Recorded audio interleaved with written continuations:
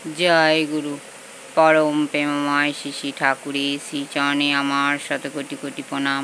ঠাকুর পরিবারের শ্রীচরণে আমার শতকোটি কোটি প্রণাম। সকল ইষ্টপ্রাণ দাতা ও ভক্তিমতী মায়েদের আমার আনন্দিত জয় গুরু। আজ এই পবিত্র শ্রাবণ মাসের 21তম দিনে শ্রী শ্রী বড়মার কিছু কথা না বললে নয়। শ্রী শ্রী দাদা একবার বললেন, আমার ঠাকুরমার মতন পায়েস রান্নার কোনো তুলনা হয় না। ওই রকম পায়েস আমি জীবনেও খাইনি।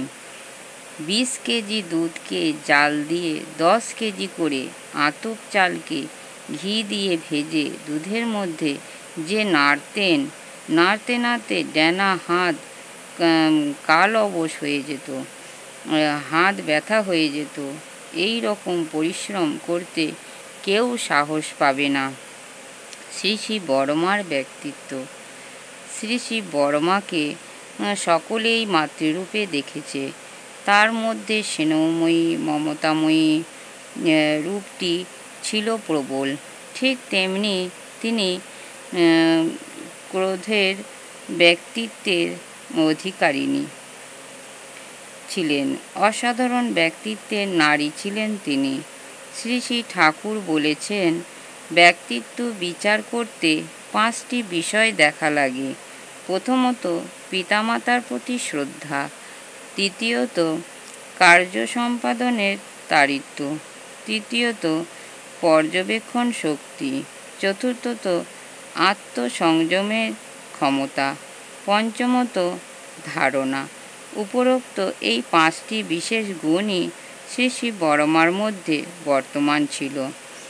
তিনি পিতামাতাকে যেমন শ্রদ্ধা করতেন, ভালোবাসতেন, তেমনি তার শ্বশুর শাশুড়ির প্রতি ভক্তি শ্রদ্ধা অটুট ছিল। তিনি তাদের কাছ থেকে ভালোবাসা পেয়েছেন অঢেল। তাদের কাছে বিশ্বাসের পাত্রীও হয়েছেন। জয়তী জননীমে গ্রন্থে এক অনন্য সুন্দর মহাজীবন অধ্যায়ে দেওঘরের শ্রী শ্রী ঠাকুরের সহপ্রতিঋত্বিক শ্রদ্ধেয় তরুণ কুমার পাল দাদা এই অমৃত কথা তথ্যগুলি লিখেছেন। ভিডিওটি ভালো লাগলে একটি সাবস্ক্রাইব, লাইক, কমেন্ট ও শেয়ার করে আমাকে পরের ভিডিওটি করতে উৎসাহিত করবেন।